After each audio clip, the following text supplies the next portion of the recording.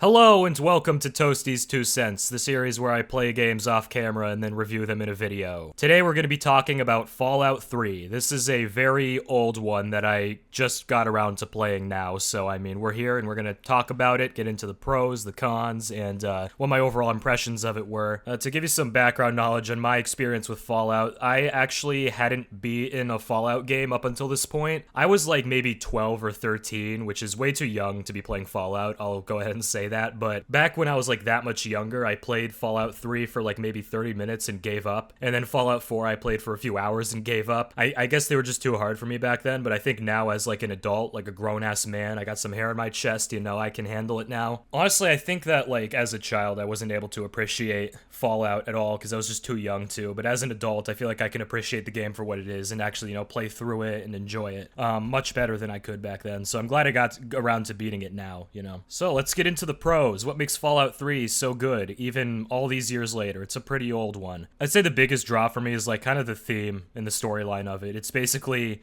what the Earth would be like if nuclear bombs destroyed everything, you know, nuclear fallout. I think it's a very interesting thing to think about because I feel like, I'm not saying that like if a nuclear fallout happened, it would play out exactly like these games, but I think it's kind of similar. It's interesting to think about like what would happen if we went too far as a society and just bombed each other, you know, until everything was gone. It's an interesting theme, and I think the storyline and everything was really well done. I think the storyline is like really well done. I think how like you can control the story and stuff, like the choices matter. You could take it so many different directions. You could be a fucking anime supervillain, or you can be a good Samaritan. I kind of went the good Samaritan route. I did like the right thing in every situation. I mean, you could have blown up Megaton like as soon as you got there, but I wanted it as a home base, like so I could have that house and all that, so I kept it. You can do, it's interesting, you know, they have the karma system where you can choose to be a villain or you can choose to be a good guy, or you could be somewhere in the middle. Like, you don't even have to be good or bad. You can be like in between. You know, literally everything from Satan to Jesus and everything in between. You can be like as good or bad of a person as you want. I ended up going for like as good of a person as I could, but I did some bad shit too. I definitely did some wacky shit in the game. Nothing that bad, okay? But like, you know, sometimes you'll make a mistake and accidentally like fire your gun and then piss people off. I think that happened once. I think I shot my gun by accident. Or no, what happened was I broke into Rivet City. I broke into the marketplace overnight, and then all the NPCs in there turned on me and started trying to gun me down. So I had to like leave and lie low and then come back when they were calm again. It was very interesting, actually. Those are the kind of like bad decisions I'd make in the game, but I think overall I took a more like good person approach and actually really enjoyed it. I think with good and bad, it's not really black and white. You'd make good decisions, you make bad ones, but you know, I think the whole karma system was really cool. Your choices really do make a difference on the storyline. I'm kind of a sucker for games where you can loot and then sell that loot for money and then use that money to buy better loot. Fallout has a pretty good system for that. There's loot all over the place. You can find like old garbage and stuff and you can sell it. To be honest, when I was buying from NPCs, I didn't buy any guns really because I didn't think the guns they had were good or what I was looking for. I would always buy like bobby pins and stim packs and that kind of thing. Drugs. I lasted a solid like maybe 10 hours into my playthrough without getting into drugs, but then I became like a buff out addict, a fucking Rad-X addict.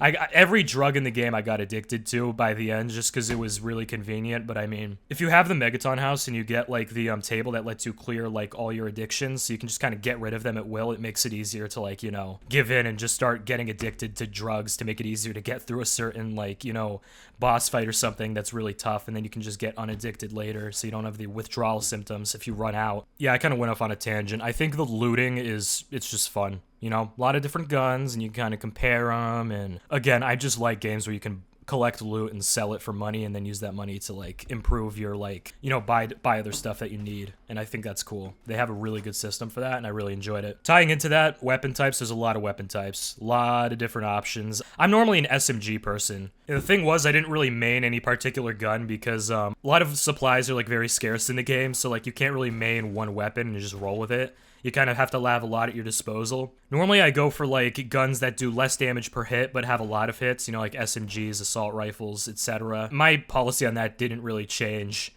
with Fallout, but I got to experiment with a lot of different guns that I normally wouldn't fuck around with in any other gun game where you have like unlimited ammo, or ammo is so easy to come by that you don't have to switch away from a gun you don't want to switch away from, if that makes sense. And kind of elaborating on like the scarcity of supplies, I think that's actually another good thing that ties into like the theming, because like if you're in a nuclear fallout, there's not going to be a lot of supplies to go around, so it's not easy to get supplies of everything. So it kind of teaches you learn as you go along in the game to like be smart with how you use your supplies and your ammunition and all that.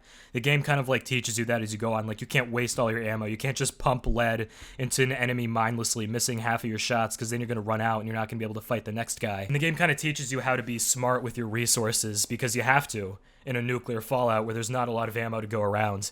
And you have to learn to be like comfortable with a lot of different guns. So if one gun runs out of ammo, you just switch to the next one, no problem, you know? And you have a bunch of guns, and that's awesome. I think from a theming standpoint, that was actually a really good thing to do, is to make the like supplies very hard to come by, because that just makes sense for like the theme and the whole environment they're trying to build with this game. So I have one more thing that was a pro for me, but it could be a con depending on the kind of gamer you are.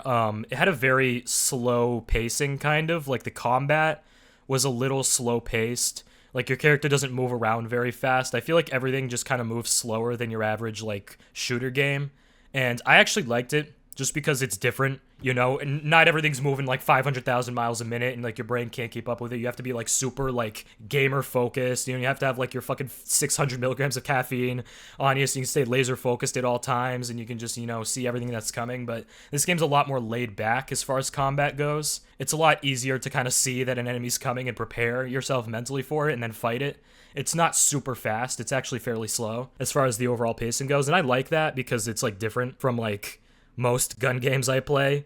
You know, the pacing isn't too like fast or too overwhelming, but to some people, maybe they like a super fast game, you know, they want something that's like really quick moving, you know, and that's something that could be an issue for you if you don't like the idea of it like moving super slow. If you like complaining about stupid shit that doesn't really matter in the grand scheme of things, you are going to love this segment, because it's time to get into the cons, and none of this really matters too much, but I always like to say like things I observe that are like, you know, a little annoying, maybe stuff I didn't like. There's a motorcycle outside of my window, and it agrees with me. Oh, I'm sorry, my voice is like actually fucked. I don't know what's going on today, but like my vocal cords are not having it. So there are a lot of like waypoints and like markers on the map, like for buildings and areas, and I feel like most of them are useless, I'll be honest. I mean, there's a lot of main areas that you can teleport to, and they're like important. You'll have quests there, you have a lot of enemies, a lot of loot, NPCs to trade with and shit, but there's a lot of waypoints on the map. Like, I got to a point, I don't remember how, but I unlocked like every waypoint all at once, and I just hadn't like discovered them all yet. But there were so many waypoints that I felt like were just useless. Like, there were so many markers on the map, like, hey, there's this building, this is this building, this is this building, this building, this building, this building. They're all within like this like tiny radius, and all of them are useless. Like, the buildings don't do anything, or they have like maybe 5 enemies and that's it. It's like, I felt like it was kind of pointless. It kind of cluttered up the map when I was looking at it. Actually, I will say, from a navigation standpoint, this game was actually pretty easy to like not get lost in. I guess everything's kind of flat for the most part. I did manage to get lost a few times because that's just how my brain works. I can get lost in any situation, but overall it wasn't bad. However, when looking at the map, you'd see there's a lot of like markers and like landmarks and shit that like you don't need to know they're there because they're useless. They don't do anything. And I kind of wish that they would have either not bothered putting those on the map, or if they would have, or give them more meaning. You know what I mean? Like, give them a reason to be marked on the map. Another thing I didn't like is that there were a lot of unmarked quests, which bothers me because I'm the kind of person who like likes to do all the side quests and shit, if it's a game I really like, and I really like this game, so I wanted to do all the side quests, but a lot of them were like easy to miss or like really hard to find because they were unmarked. Like, some of them I went through the whole quest, wasn't marked anywhere in my like fucking Pip-Boy or anything. There was no like fucking thing telling you like this is a quest. Like, there were a lot of hidden quests like that. I don't really like hidden quests. I think that if you're gonna have a quest, it should be marked as a quest so you can like follow along with it. You had to go on the Fallout wiki to figure out where half of the freaking quests are, and it's kind of annoying, honestly. So I would have preferred that they mark every quest, you know? Another thing I wanted to mention was with DLCs.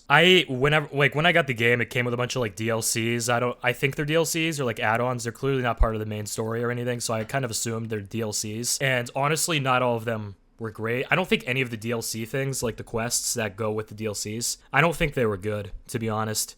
I mean, you got some decent loot from some of them, but other than that, I mean, from a storyline perspective and like what went on, I just didn't really like any of the DLCs. To be fair, there was one DLC that I thought was alright, and it was the alien one where you get sucked up into a fucking UFO, and then you have to fight all the aliens to escape with the other humans that got sucked up there with you. And although that was good, I feel like it was way too crazy. Like, I think the thing with Fallout is that although it's fictional, obviously, but it still feels somewhat realistic, which is kind of scary, but it's kind of true. Like, it could be a thing that happens. Maybe not to the extent that Fallout portrays it, but nuclear fallout's a very real thing that could happen, I feel like. And that's part of what makes the theming so good, is like the knowledge of like, this could happen in real life if we're not careful, you know? It's like a cautionary tale almost. But when you start adding aliens into the mix, it just goes off the rails, and it's like, okay, this is fucking stupid. It feels very out of place, the whole alien abduction thing and like that whole quest. It was fun, a lot of cool weapons, a lot of cool enemies, but it felt extremely out of place in Fallout, to be honest. Even as a DLC, which isn't even part of the main story or anything. It was some add-on thing that I got somehow when I got this game. Still felt so out of place and just unnecessary. But it was fun. I'll give it that, but it's too out of place to like have any business being in this game, you know? But I guess if it's a DLC, it's like not as big of a deal. Last small thing that I'm gonna talk about is that some of the NPCs were like really hard to hear. Like, I had to be up in their face to hear them, and then even then they were kind of quiet. I don't know what was up with that, but, you know, I guess just a small thing. Again, this is about complaining about stupid shit. That doesn't really matter, and that's what I'm here for right now, so. Okay, I lied. The actual last thing is that the pre-war books I got in the Alien DLC couldn't be sold at the Arlington Library, and I thought that was stupid. Okay, I'm done. I'm done complaining. But yeah, overall, I think it was really fun. It had some, like, cons and, like, downsides I didn't like, but overall, I thought it was a really worthwhile game